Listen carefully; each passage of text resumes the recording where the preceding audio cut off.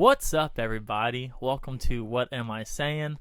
I'm kind of laughing right now because I just awkwardly jumped right into this podcast. I got my buddy here, Justin Gilley. Say what's up, man. Yo. What's going on? He has his own podcast, the Rated JG podcast, which most of my listeners also know about that. Go check it out on all the platforms. You can check mine out. If you're listening to this, you can listen to his. Is basically what I'm trying to say. What's up, man? Not a whole lot. Checking out the new crib. I haven't been in here since it's all finished. It looks a lot different, a lot better. You got a nice closet and decorations and the full 9 yards. Yeah, man. Podcast studio and everything. Beautiful. Yeah. Haven't done this is the first time I told you this is probably the first time I've used this table. Normally this is Thor's area over here. It's a good looking table. Yeah. It's somewhat sturdy. You can eat on it for sure. I wouldn't want to dance on it or anything, but you can certainly eat on it. So we're just talking about you just got a fresh tat. I did. How many days is it? I got this done on Tuesday. So what's today? 3 days ago? Yeah. It's Friday. Yeah. I was about to say Thursday. I was confused for a second. Yeah, 3 days, and it's at the point where it's itching now. Yeah. Did you aqua for it, or did you Yeah, so this is my third tattoo. This is the biggest one I've got, and I'm trying to do the exact same process I did on the other ones because it seemed to work pretty well. Mm-hmm. So it's like the antibacterial soap, once or twice a day in a little clockwise motion, and then Aquaphor, and then probably in 4 or 5 more days I'll stop the Aquaphor and just start using the a full week of Aquaphor? No, well, I mean, give or take how long it is. Right now it's kind of at that wrinkly, itchy kind of thing. Yeah. So once I stop doing that, I'll just go to the unscented lotion or whatever, and I don't know, play it by ear. Yeah. One of them I only did Aquaphor for a couple days. The other one took forever to heal. It felt like, so I don't know. We'll see. I used to. My first one I did Aquaphor for a full week because I was very nervous. And then nowadays when I get one, I do Aquaphor for maybe 3 days. Mm-hmm. The minute it starts peeling, the Aquaphor goes away, Yeah. and I just do lotion. Yeah. So it's typically 2 to 3 days because Aquaphor, it gets messy. It Yep. gets all over my sheets. Yep. It gets all over whatever I'm around. You can't relax. The minute you put lotion on, it's better. You get to relax. I'm not at the peeling part yet. It's just at that gooey, annoying, itchy phase. So I bet tomorrow it'll start peeling, and then I'll probably go lotion from there. But I don't know. You have way more than I do, so. I did some stupid shit with this one. I got real nervous. I got this one. It's about 4 weeks old now. Uh-huh. So it's pretty fresh. I can relate with you over there. Mm-hmm. I got it, I think, a day before Halloween. Do you want me to take that down? No, you're good. Okay. I keep forgetting it's behind me. So I got it on Friday night, and Halloween was Saturday. So I got it on the 30th. Okay. And I was dressing up as Buddy the Elf for Halloween. I saw that. And I had an elf costume on, and it was, a cheap elf costume from Amazon, and it was real, not comfortable on the inside, the sleeve. I don't know how to describe it. Cheap material. Almost like a net, like a net kind of inside, but mesh, meshy inside, you know. And then the wrist, because it's an elf, was like fuzz, I don't even know if it has a name, but Santa Claus's cuffs, an elf, it's fuzzy, and it's right where this thing is. And so I didn't want any of that fuzz getting on here. I didn't want that meshy stuff scratching it all night every time I move my arm. Yeah. And when I was up there, I asked the tattoo artist who did it. He did both of ours, right? Mm-hmm. Brandon McKeever, B-Mac. Shout out B-Mac. Yeah, B-Mac at Manifest Tattoos in Waxahachie. Yes, sir. Hopefully I said that right. Manifest Tattoo Society. They just opened their shop. I guess Friday the 13th. Yes. Was the grand opening. Mm-hmm. So yeah, shout out, congrats. Yeah. Very nice. And I'll tag it in here if anyone's interested. I'll put it in the bio. But I was like, man, how do you feel about Sanoderm? I'm like, you ever use that? He's like, yeah, I use it all the time. But my other tattoo guy has never used it, ever. And so I asked him, and he was going to do Sanoderm for me. But I'm like, what do you think about working out with the Sanoderm? I don't know what Sanoderm is. Sanoderm's like the new skin that you put on it. Oh, okay. The okay. wrap. Yeah, I got you. And it stays on there for the 7 days or whatever while it heals, and you rip it off. So you don't have to do any of the Aquaphor, no lotion, nothing, for those of you who don't know. And he offered to do it, but I was like, yeah, I'm just worried that, like, if I put that on there, if I didn't work out for a week, it'd be fine. That's what it's just. I'm worried about working out and getting, because I sweat like a pig, you know. And I was like, I'm curious about all that sweat and salt and nasty stuff getting trapped in between my skin and the Sanoderm. Yeah, and me doing that 3 times, 4 times a week, you know. And I'm like, I'll just go without it, you know. Right. I'm like, I'll just go without it. He's okay. And then Saturday before the thing, I put the costume on, and it wasn't agreeing. I didn't like it at all. So I have a whole bunch of Sanoderm here that I bought a long time ago. So I ended up putting Sanoderm on it myself. Oh. First time, didn't go well. Ripped it off. Oh boy. And I went in there and I went into the house and called for backup, aka my mama. And she came out and she helped me, and it still wasn't really great, but it was all right. And, you know, it's like new skin, you know, like I'm putting a layer of like skin on top, and it's very adhesive, very sticky. So the first one I ripped off did not feel good. I've had the tattoo for 12 hours, you know, did not feel good. Right. But I got on there, went to Halloween, it's fine. Costume didn't bother me.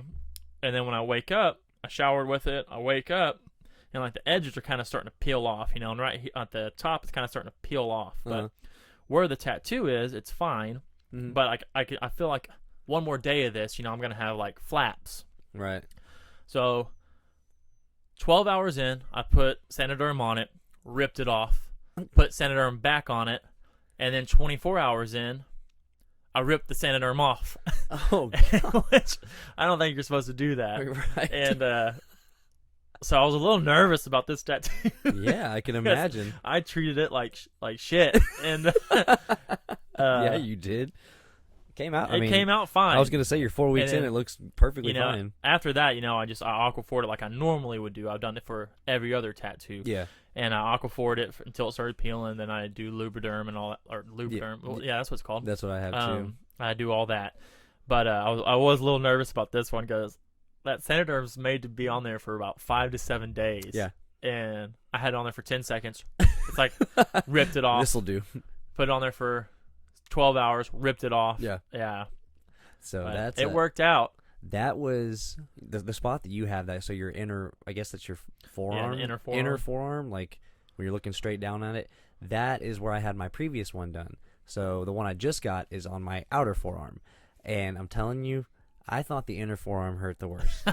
Oh my God, this one, like, I mean, I didn't move or anything. Like, obviously, I know that he's doing his thing, but man, there was so much heavy shading. This is definitely the heaviest shaded one I have. And man, when he was doing that, like the shader part, it was fine. 5-10 seconds break. 5-10 seconds a break, and then those 5-10 seconds started feeling like 5-10 minutes. I'm like, oh my goodness gracious! I felt like a little freaking bitch. I could not my hands were sweating. I could feel them getting all like clammy and everything.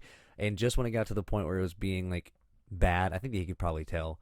He would like move to a different spot, and I'm like, oh my God! I didn't think I was gonna have a hard time, but man, this is killing me. There's like a time or an area to where it's no longer feels like you're getting a tattoo. It feels like someone is branding you, or like like burning your skin with something. Yeah. Like it's not needles going in you, like someone's sticking a hot iron on you. Like it's nerves and burning. It's not. It's weird. It's like not it's like like pain. ooh. It's like oh sorry, I just freaking popped that. But yeah, that's it's more annoying than anything. Like I'll say that like for all okay, I've probably been in a tattoo chair for a total of 20 hours in my life, and 19 of those hours weren't bad at all. But man, like this little bit, I don't know why, dude. I guess it was just weird and like just an awkward spot to sit in because I was like laying down with my arm out or whatever. I don't know. Wasn't fun. That's what I was going to talk to you about before, but I was like, oh, that's I wanted to save it for this. Yeah. There'll be times, like you said, 20, I've probably been 100 or over 100 hours in a tattoo chair right now. And there are many times where like my arm, like falling asleep or the position I'm in is what hurts. And it hurts so bad that like I forget I'm getting a tattoo because the pain is so severe. like the inner bicep, for example. I don't think you have one. Mm-mm. One, your shoulders aren't as tight as mine are. My shoulders are pretty darn tight. And so you're laying back in that chair and you're externally rotated Right. for 4 hours. So it's And just not only that, killing and you. like they're pushing you, like he's pushing on it Yeah. while you're doing it. So like just this right here, I can already feel like a burning, like it's uncomfortable. I'm in a Yeah. stretched position. Mm-hmm. And then being like this for 4 hours, like there's a time where my shoulder is like, like it needs to come down and relax. And like it'll even start like twitching, having a mind of its own. Yeah. And it's the mobility. It's like my shoulder does not want to be externally rotated for 4 straight hours. And that will start causing so much pain that it's worse than the tattoo. Like I forget I'm even getting tattooed because my shoulder, I'm on fire right now just doing that. Yeah. And so like that hurts. And then I don't like when my arm goes to sleep. Like that's almost painful. It's an awkward feeling, isn't it? Yeah. It's like, it feels like TV static. Every time like they reach to go get ink, I'm like squeezing, making fists, like trying to get blood. I'm like, oh my gosh, this is horrible. Like, oh, I do want to like a shoulder rotation thing, like, you know. Yeah. It didn't bother me. Like I said, the pain wasn't like terrible. There was just one certain spot that he worked on for a while. That's what bothered me. And it was like I was laying completely prone, so I was face down with my arm, like my left arm out, and like my shoulder is facing the table, but my palm is facing the ceiling. So that would have been unbearable for me. It's very uncomfortable. And every time that he moved, I was like, you know, like you said, like, oh God, like shaking my hand. Yeah, that would be horrible. Yeah. My shoulder wouldn't like that either. Man, I'm telling you, there's some people that, like, I guess you get more cognizant and you're just aware of it when you start having tattoos, but I start thinking of other people's pain, and I'm like, how do, like, these guys that just get their freaking throats blasted, I'm talking just deep, deep ink all around their neck area, and, like, behind their ears and stuff. I'm like, y'all are gangsters, man. It has to hurt so bad. As you're doing that, I'm picturing a needle going over the I jugular. know. That's what I'm saying. The Adam's apple. And I feel like if you do a tattoo there, like liquids are just gonna start shooting out. but you like, see no what way. You see what I mean? You have like that like sympathy pain, and you don't even know what it is. You're like, I know that hurt, but no. I mean, I guess all of mine have just been on one arm, so the pain wasn't that bad. But I feel like other people's stuff, like if you get like a face tat or a head tat, and you're a special breed, because I could not handle that. No way. Is that the same arm with your cross? Yeah, it's up here. Okay, I couldn't remember. This is the full. It's gonna be a full sleeve eventually. I didn't pull the Corey Ross and get a full sleeve in like 6 months, man. I don't know how you did all that. I had to take a long time. I'm too picky. Yeah, I have to make sure that everything that I've wanted has been like. So these two I've wanted for a total of like 3 years, but I just got the Native American woman. I got that done 2.5 years ago, and I didn't have the money to do the other side. And then I got a job where I'm working outside 24/7, so I don't want to get a brand new tattoo and be in the sun all the time. So this is perfect. It's starting, air quotes, starting to cool down. It's still like 70 degrees outside, but I'll start wearing long sleeves and cover it up. So it all worked out good. But it took me a long time to even decide what I wanted, so I'm still in the process of thinking what else is going to be on my arm. But I got probably, I'd say, 35-40% of my arm left. Yeah. And then that's probably, I don't know. I want to finish one thing before I move on to the next one.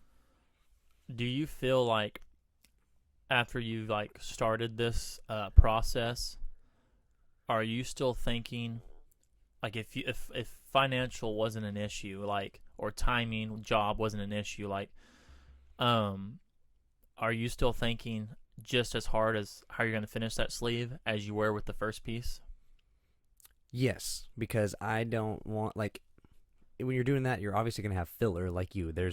You probably have one of the more detailed sleeves that of anybody that I've ever met, just because your sleeve is, the subject matter is so, like, spot on. Like, it's a bunch of characters. For those of you that don't know, it's like a bunch of actual characters from TV shows, cartoons, anime, whatever. Yeah, I think I have 9 or 11 anime characters on my right arm. So that's what it is. So what I'm getting at is those are going to take up a lot of time. Like, you had to think about every single one of those. That is how I want my whole arm to be, because you don't have a whole lot of filler. You have a lot of actual, like, content on your arm. Yeah, I hardly have any filler. That's what I'm saying. That's what I want for mine, is I want actual pieces. Like, this was, you know, the Native American woman. Then it's got, like, the landscape, and then up here, this was my favorite Bible verse, and So I don't want to just be like, throw some roses on me and whatever.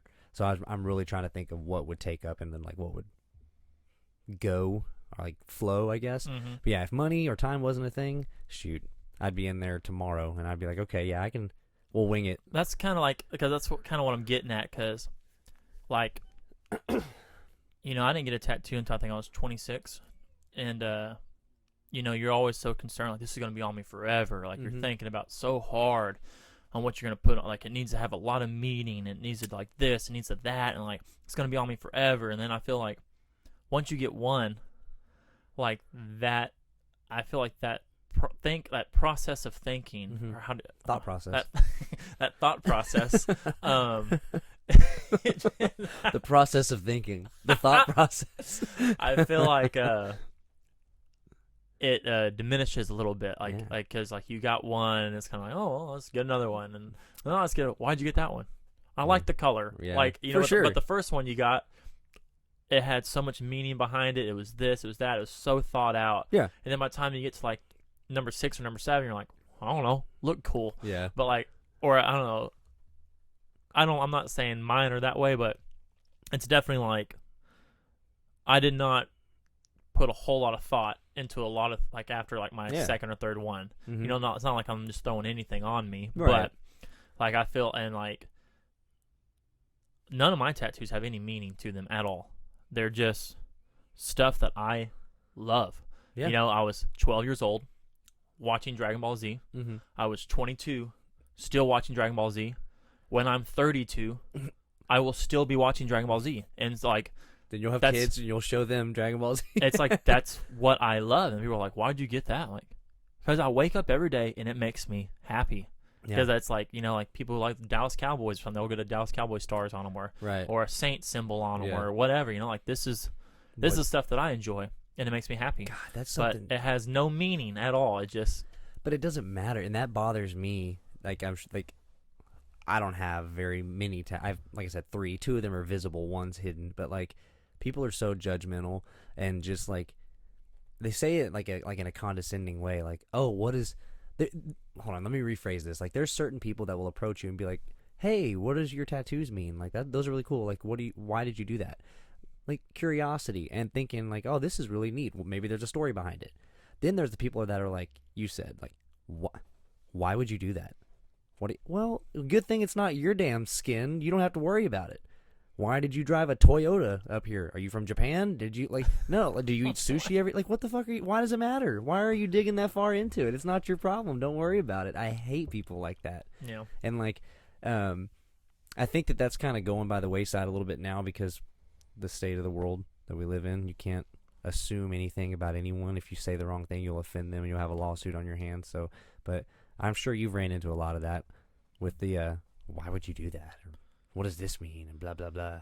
Not near as much as I think. I mean, I've had them now for, I think I started getting tattoos when I was 26. Yeah. So it's been about 2 years, 2.5 years, maybe 3. Yeah. Maybe 2 people have, like, given me that, like, you know, like, what? Look, most people just, oh, okay. Most people just don't care. Yeah. Yeah. My last job, I think that I was, like, so intertwined with all these like regulars that I had, so I would see them every day. I knew like what cars they drove, who their spouses were, what classes they took. I knew everything about these people, and they did with me.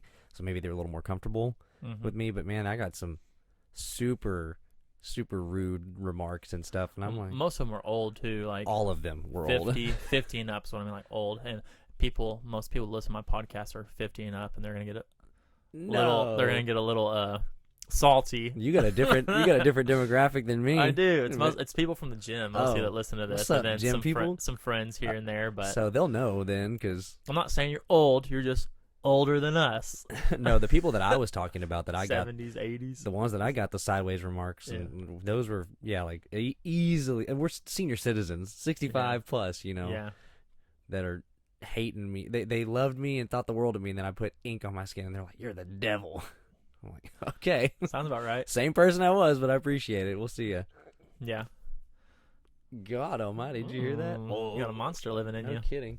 Yeah, that's interesting though. I got so wrapped up. I got in trouble talking about that the other day. When COVID, when all that was going on, and the gyms were shut down. Mm-hmm. I had some people coming to my house to do boot camps, and you were one of them. You came to the house and worked out all the time. Mm-hmm.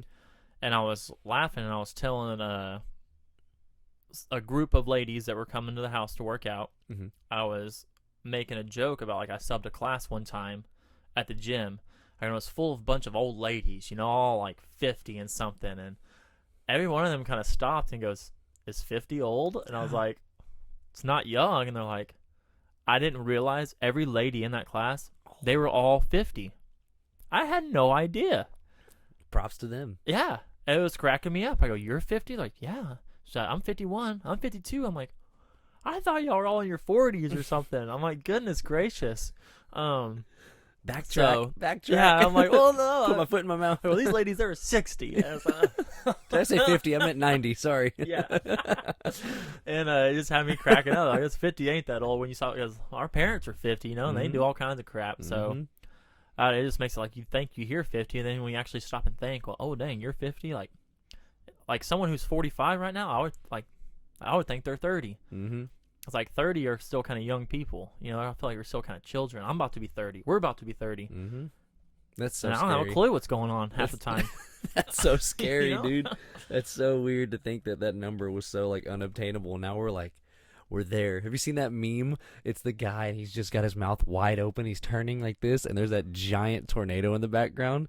And it's like, my 30s it's coming like, or yeah, something. it's like kids born in 1990, 91, 92, 93, and then the tornado says the 30s, and it's like, here it comes. Yeah. It's so perfect. Like, what the heck? Got here quick. Dude, speaking of, I have this written down, and this is a perfect little segue. But I don't know if you notice this too, but like I'll be scrolling through Instagram, and it's these kids that like we went to high school with and things like that who I wasn't really friends with, or maybe I was, but I don't talk to. I mean, we've been out of high school for 10 years now. Yeah. And some younger people, but like I'll be scrolling through and I see them because, you know, I do real estate as well.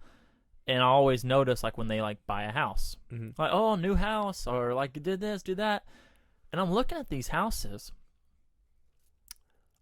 and I feel like 90% of the people we graduated with, I'll see them moving into their new house.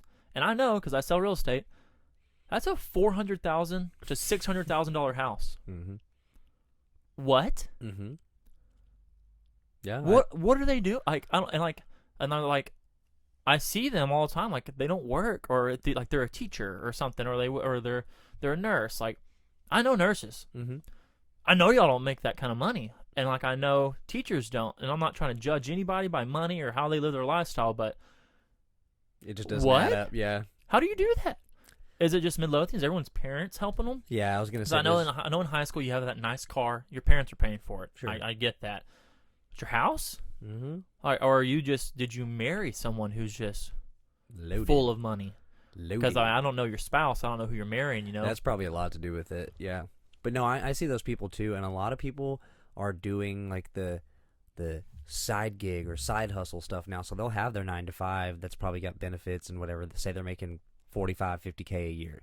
Pretty, yeah, pretty standard stuff. Mm-hmm. But another thing, you have a spouse that does the exact same thing. So you got a six-figure income right there for your household. But then they have like, where I start thinking like, how does this even work? Is they're driving brand new vehicles. Dude. They've got 4 kids. I'm like, oh my God, dude, I can barely keep my head above water doing what I'm doing. Because I know, like a $250,000, $300,000 house, your mortgage is well over $2,000. Sure. Someone by theirself, that's pretty rough.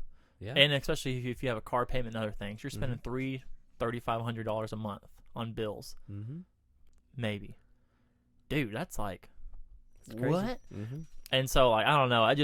I see it, and it's not a jealous thing. It's not like, obviously I would love to be in that situation. Sure. But it's more like, I don't understand it. It blows my mind. Yeah. It's like it's trying to figure out the equation in your head. Like, how does this work? And Did you like, take out a giant loan? Like, what is going on? Like, and so your job now, you do a lot of driving around, and sometimes you'll enter a neighborhood, and the entire neighborhood is castles. And you're like, what does this person do? I swear. Like, what kind of job allows this, and where are they at? I've said that before. I said I think if your house is a certain size on a certain amount of land, you should be required by law to put a giant sign in your yard that says, I am a surgeon, or I'm a lawyer. I sell crack, or something. Like, what? You need to tell us what you do, because everybody that drives by is like, what do they do to obtain that, man? Yes. It's so freaking nuts. As a matter of fact, my sister was telling me, I don't have a TikTok. I don't know if you do. Yeah. Okay, so apparently there was this thing going around where there's like a guy who does exactly what we just said. Like, he drives around to those fancy neighborhoods, And knocks on the door, and he's like, hey, I'm sorry to bother you.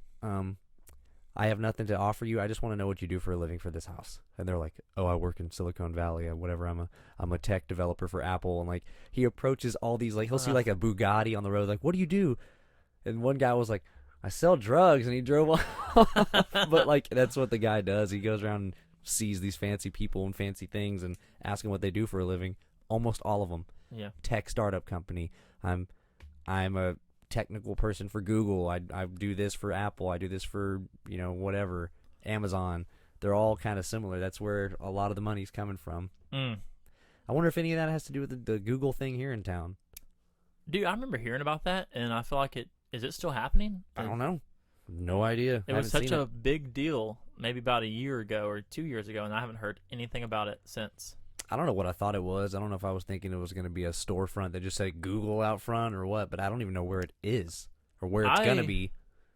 I can't remember if I read this or if it was just grapevine nonsense, or I don't know where I heard this from, but I feel like I read it. It's supposed to bring like 75 jobs, and it's supposed to be like a tech warehouse or something like that, where they're supposed to store a whole bunch of information, and like there's just 75 workers in there just monitoring the systems or whatever, and just like servers and stuff. I think. Wow. I could be wrong. I was gonna say they were gonna get ripped apart. Yeah, they're so stupid. I feel like I read that somewhere. If I'm wrong, I'm wrong. Correct me. Shoot, I don't care. I don't know anything about it. But I heard it's supposed to go down there off 67, that like business plaza area over there, across from TXI. Business plaza. They have that. They've had that sign up for about a year and a half to 2 years, but they haven't built anything. Oh, okay. Yeah. There's like that sign up where it's supposed to be like a business plaza thing over there. It's like just past Vitoski and all that on the left hand side. No. Or going the other way, going towards Venus. Okay. TXI. Grudau, right on the other side. I got you. Oh yeah. On the right side. I got you. I went the opposite way of 67. Yeah. Okay. Yeah, I know what you're talking about. That way. That's cool. But yeah, tripping me out, man. I don't know. I don't know what these people do. Me either. But tell us. Yeah, and please hire us. I weighed myself today. Okay, we're going there. Do you want to know? Let me guess. 248. Nah. 255. Oh my goodness. Dude, I couldn't believe it. I started laughing and just walked away. I'm leaving. Because I've been kind of dieting this week, except I had a bad day yesterday. But I've been doing pretty good. I was eating chicken and rice. I've been doing my cardio again. And I started the week on my scale here at the house at 250. So I figured, cardio, dieting, 4 days, I'd probably drop maybe 3 or 4 water weight. And I went to the gym scale, which, it's going to be a different scale, so it would have told me something different. But my scale here said 250 on Monday, and the gym said 255 today on Friday. And I was like, oh my God. So maybe I need to get on my scale later and see if I can get an accurate measurement here. But I think the scale was confused. I don't know, man. Like, you keep saying that, like, oh my gosh, I can't believe you've been, hovering around this for a while. It's not like you're just going off the rails. It's growing, though. I've been joking. Oh, it's thick boy season. It's just, I was 242. Oh, I thought and then you I was were like, 250. Oh, thicky thick, 245, 248. Oh, no. It took, like, a lot to hit the 250. That's why I've been laughing. Oh, do I finally actually hit the 250? And then it said 255. Oh, Like it's going. that's when you just go and start lifting heavier weights to feel like I have balance it been. out. I mean, You're I've been pretty strong. You're like, oh, that's fine. I'm a power lifter now. Oh yeah, there we go. Yeah, just start saying that. Mm-hmm. Yeah, strong man. Yeah, I move Atlas stones around. That's funny. Dang, that's a lot. But you're like what, 6'2"?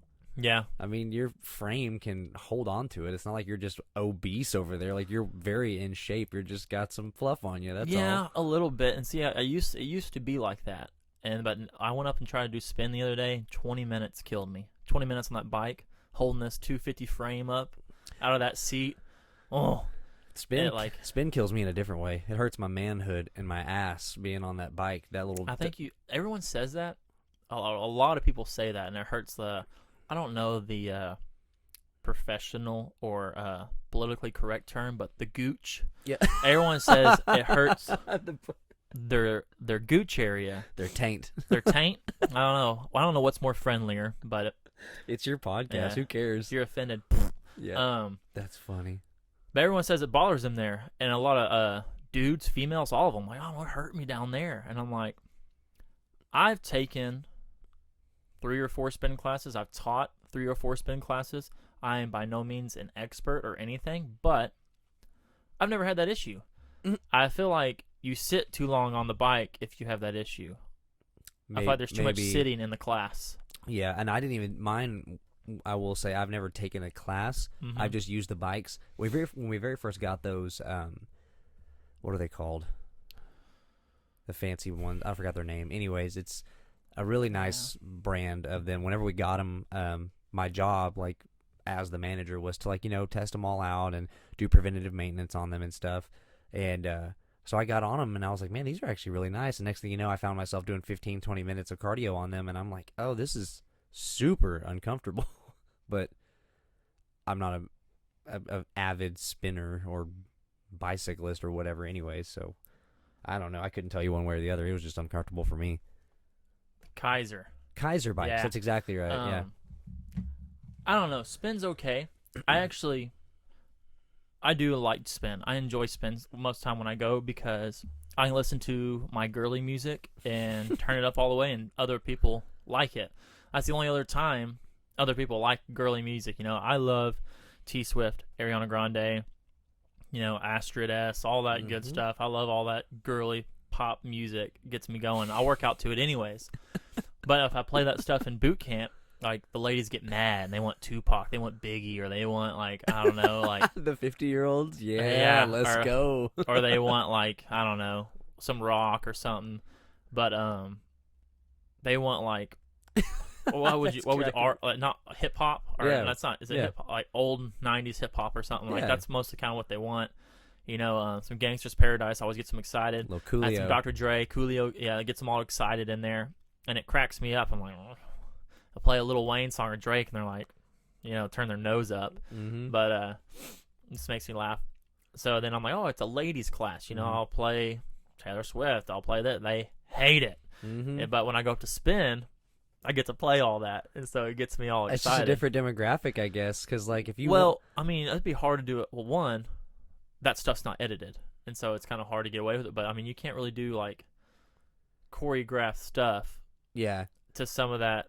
Yeah, I got you. You need a pop with a beat. Yeah, a little clap track in the background. Yeah. Some Florida Georgia line, get them going. I think I have some Florida Georgia line on there. Some FGL. Yeah. That's funny. That I will say that though, if you're in the mood to lift weights, I don't know how that the music you were saying, that wouldn't get me going. But then again, sometimes I'll be listening to old school Waylon Jennings, and it's all, to me, it's all dependent upon the day. I don't have a dedicated, when I go to the gym, I listen to this. It's all about the mood I'm in. Sometimes I'll listen to a podcast the whole time I'm working out. I don't know. It's all dependent upon what I'm doing, what the mood is at the gym. If it's an empty gym, that's when I start blaring old school metal and stuff like that.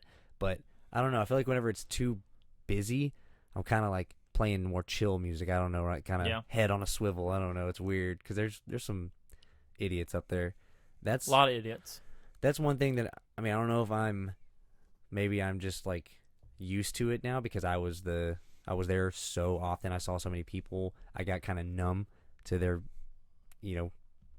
idiocracy, I guess. I was just used to it every day. Now that I'm just a customer there, I just want to shake these people. I'm like, what are y'all doing, man? Like, standing in front of the dumbbell rack for 5 minutes, just blocking where nobody can go get stuff. Sitting on, we have 2 bench presses, just throwing your stuff on there, sitting down, not even loading, not even using it, just using that as a seat. I'm like, I watched a guy last night. oh my God. Carry the decline ab bench, which probably weighs about 100 pounds. That's maybe being generous. Maybe it's 150. huge. It's huge. It's bulky. It's made to just do abs in the free weight area. He carried that sumbitch all the way over to the Rogue squat rack to do decline in it, while the actual decline bench press was open. What an idiot. I was leaving. I was done for the day. If I was still in work mode, I would immediately said, hey, man, that's not to be moved. Will you go put it back? If you want to decline, the bench press is over there. But I was like, I'm on my way out. It's someone else's problem. I was checked out. Yeah. This freaking guy today was blowing my mind. I don't know what he was doing. He looked like a runner, wearing 6-inch shorts too, and like he looked like a runner. But I looked over and he's doing a muscle up. I don't know how many he did, but I saw him do one. I think that's the only one he did, and I was like, what? Yeah. This fool, he came back in huffing and puffing, and he looks like he just ran a 5K, like a runner. Mm-hmm. And then it's very odd to see someone who looks like that do a muscle up. Yeah. And then I look over, he's doing pistol squats. Form's horrible. He's on his toes the whole time. And then I look over, and he's hanging. He's got one arm hanging on a pull-up bar, and he has a 10-pound weight in this hand. And he's hanging and flipping it, flipping it, flipping it. And he's catching it, flipping it in the air, catching it, flipping it in the air, catching it, while hanging on this side. So one arm's hanging, one arm's flipping weights over here, and he's just hanging all cockeyed. What are you doing? What in the world? Is he an acrobat? I don't know. I'm like, dude, I don't know. And then there's this other dude. He was sprinting around our walking track the other night. Stupid. Full-fledged sprinting. He was sprinting so hard, his AirPod flew out of his head because he was like, just going so hard. And I couldn't stand that. I walked up, cut him right off in the sprint, and said, hey, man, you can't do that here. He goes, what? Oh, you can't sprint around this track. Oh, this is a walking track. I go, you're going to run into somebody and you're going to take them out. He's like, well, where am I supposed to do it? I go, where are you supposed to run? He goes, yeah. I go, the treadmill, outside, anywhere except this walking track. I go, it's a walking track. I go, I'm telling you, if an old lady or someone's walking around not paying attention, you're going to run them over. Just truck them. I go, so you're going to run them over. I go, and you won't be able to stop. I go, I know this. I've seen it happen. I go, I'm not trying to be rude or anything like that, but you just can't sprint like that around here. And he's like, oh, all right. I'm like, he was butthurt about it. What are you doing?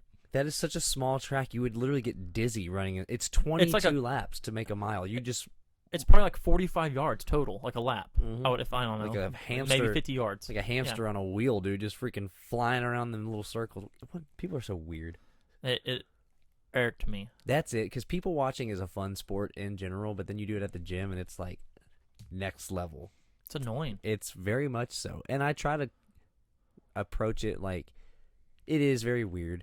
The gym setting is not everybody's thing. Like, there's a lot of etiquette that you have to learn and whatnot, but then there's just idiots, and like it's drives me insane.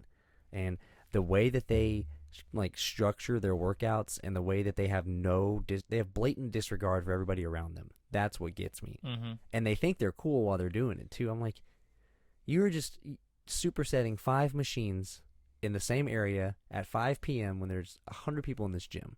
Like, what's going through your head right now makes you think that's okay? Like, get out of the way. And that's like where it comes down to. There's gym etiquette. You just discussed it, and it is a unwritten kind of law that goes on in the gym.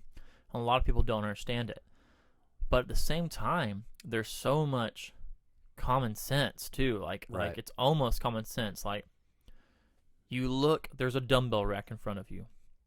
There's 130, 140, 150 sets of, there's only one pair of those dumbbells. You're going to take the 30, the 40, and the 50 and put them all next to you. And you're only using the 30 right now. Like, there's just general human common sense and common courtesy that to think, well, what if somebody else wanted these 50s or these 60s? Mm-hmm. I'm not using them just yet. Maybe I'll leave them up there, and if somebody else wants them, they can have them. That's gym etiquette. That's also common sense. But if you are not doing those things, you're just an asshole. Mm-hmm. You would do Yeah, that you're in right. you would do that in everyday life, and that's why it irritates me. Yeah. It's because it's not like, oh, he's new at the gym, he doesn't know what he's doing. Like, no, you would do that at the grocery store. Like, you would go. There's only 3 cans of green. There's only 1 roll of toilet paper. There's 1 package of toilet paper. 3 of them. 3 packages of toilet paper at Brookshire's. Mm-hmm. Everyone knows it's going out. You hear with your ear someone walking up. I just need. Oh, we have no more toilet paper. The kids will have nowhere to poop or anything like that this week. Oh, I don't know what I'm going to do. I'm freaking out. And you hear this lady coming to get toilet paper. So what do? You grab all 3 of them and put them in your cart. Because I don't want that lady to have none. The kids have nowhere to poop this week. Yeah. Yeah. That's the kind of person that hogs all the dumbbells. You know, they're just, I don't know. That's why it irks me. Stupid Because people. it's borderline. There's gym etiquette, and then there's just, you're just a rude person. Mm-hmm. And it irks me down to my bones. That's like, it's so funny you think about, like, one day owning your own gym and doing it the way that you want. There's so much that I would change. Just so much. People are just, the crap that you would have to put up with, or that you wouldn't have to put up with, makes it so much more appealing. Because people suck. Mm-hmm. And like I said, being a customer now and having zero authority of being able to say anything, I'm like, just bite my tongue and walk away. Drives me nuts. That's what I was, because I was in the House of Pain with Reagan and Riley when that dude was sprinting around the track, and I was telling them how mad it was making me. Reagan goes, why don't you go say something? I go, I'm about to. Mm-hmm. And they started laughing. And I go, do you think I'm joking? And they're like, oh, you're not going to say anything. Here he comes. I go, oh, can't take it. Walk right out there. Listen, you can't do that. And they're like, I can't believe you did that. I'm like, why? Yeah, it's a rule. He's an idiot, and he was going to hurt somebody. Yeah. And also, I personally didn't like it. What would you have done if he just trucked like an old woman or something? On my way walking out there, Just leveled her. I would have went like, oh my gosh, I would have talked to her later. Are you okay? And I was like, listen, I was coming out here to tell you to stop doing that. Don't ever do that again. This is what happens. I'll be heated. I can imagine. You got heated just then. Just stuff like that just kills me. Jim. You think that's a good idea? That's another thing. Just like you think gym etiquette, common sense. It's a very small track. Why on earth would you think it's a great idea to sprint around it? Do you not see the people that walk in and out of it? Right. Dude, there's still, I'm sure y'all still get people that complain about y'all's hygiene up there and your like cleaning process. I've had 2 people on 2 separate occasions come up to me. I guess they still think I work there. Classic. Yeah, it happened at Kroger the other day. I'm like, I don't work there anymore, man. But he was like, what is y'all's cleaning protocol right now? I was like, you haven't been to the gym like since all this happened? He's like, no. I go, it's fine. They don't market it. I go, it looks like the exact same thing it always looked like. I mean, like they have machines that are closed, like to, encourage the 6 feet apart thing. They close the gym every day from 12 to 12:30, except for the weekends, to completely sanitize. You have to wear a mask to come in. You have to wear there's sanitation stations everywhere. Like, it's fine. And people still find ways to complain. I'm like, if you're even worried about it, if you're that concerned, don't go. Mm-hmm. Like, but you just want to complain about it. Like, I mean, it's a small business. They got to stay open too. Like, they got to make money. Mm-hmm. But I don't know. I'm sure y'all get that all the time up there. It's a mess. It's a mess. You've seen the campaign. Yeah. You know what I'm talking about. Well, dude, that's all the subjects I want to talk about. I had the tattoos, and then what else was it? I don't even know what we just talked about, dude. I blacked out. What happened? I was gonna pull my recap up. Oh yeah, the tattoos. I blacked out. Oh, I wanted to. I only got about 10, 12 more minutes here. I got a client at 2:00. The staycation, man, how's it going? Because that's my ideal vacation. I don't like going anywhere. It's the best. Yeah. So my job currently was driving me up a wall. I haven't had any vacation time since I've been with this company. The only time I took off was because of COVID, so I had to take off, and that was like 4 months ago. So we're getting busy and busier, just getting to the point where I'm like about to rip my hair out, and I had a week vacation left that I had to use before the year was over. And I'm like, you know what? I'll do it right now. Get my bearings about me, then go into the holiday season, probably have a couple more short weeks of work and just breathe again. But it's been fun, man. We've been, I guess since today will be the official 1 week ago is when I started. Yeah.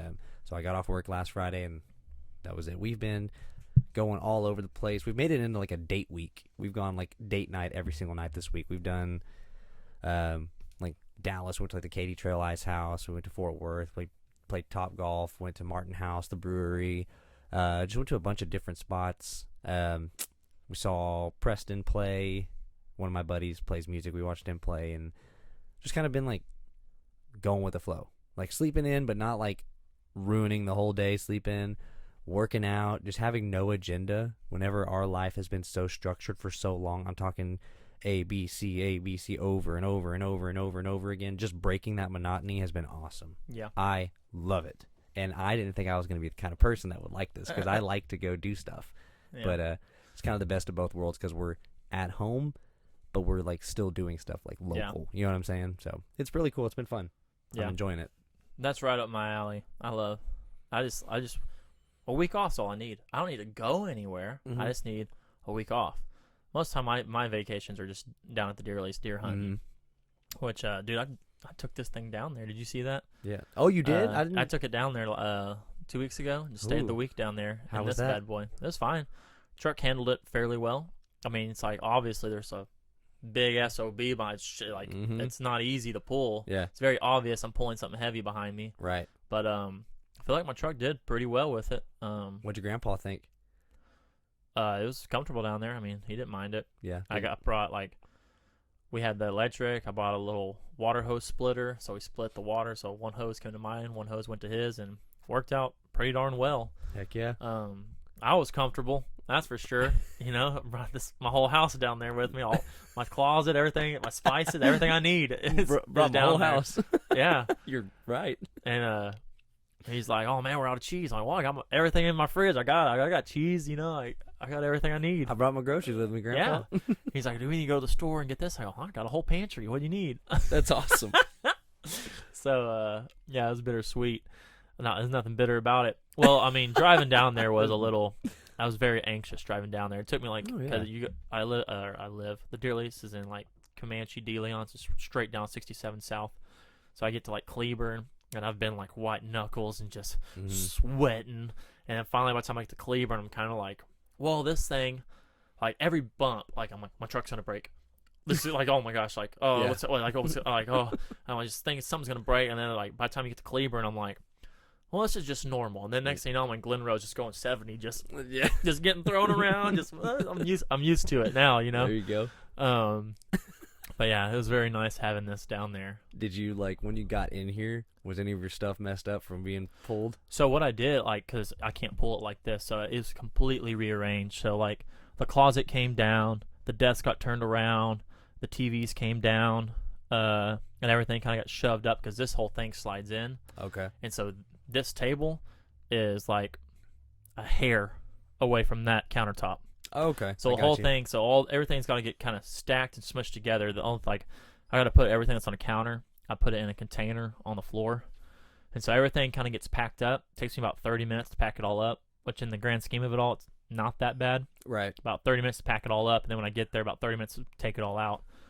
It's pretty much TVs go back there on the bed, closet comes down, desk gets rearranged, all the stuff goes in the containers, rock and load. There you go. About an hour to pack everything, hook it to the truck, and get out. Because you got to detach the water and do all that, and hook it up. Takes a while. You know, you hook up a boat. You know, it takes a minute. Like loading the boat, it's easy. You get the boat off the trailer, get the boat on the trailer. It's easy, but it also takes 10 to 20 minutes. You know, depending on what the hell's going on. Oh yeah. One missed attachment, and you're losing your house. Yeah. And so it's not that bad. And then I just widen that gate, so hopefully that thing opens. That's so funny. And it'll be easy to get in and out of here. It's a smart idea, man. Yeah. So it's basically just gonna open like barn doors, kind of. Yeah, and that's normally how it would. Yeah. But I just made the right side of it 3 feet longer. So this is like this side over here is like a 8 or like a 7 foot gate, and this side over here is like a 4-foot gate. So they're a little awkward, but hey, more clearance. Yeah, as long as I get this bitch through it. That's what matters. It's not like it's going anywhere. This is here to stay, so make it more comfortable for you. All right, man. Well, thanks for coming on. I haven't had a guest in a while, and I needed a guest on here, and haven't seen you. I don't ever see you anymore. You got a girlfriend. I got a girlfriend. You've had one. Yeah, for like a while. What'd you call her, wife or something? Yeah, something like that. You've had one of those, and jobs, wedding season, jobs, and all kinds of stuff. So yeah. Well, no, I enjoy it, man. Thanks for having me on. I always like to do this, and I'm digging your crib. I'm glad that it made it down to the deer lease and back. Yeah, it's real nice. Yeah. All right. We out. Later.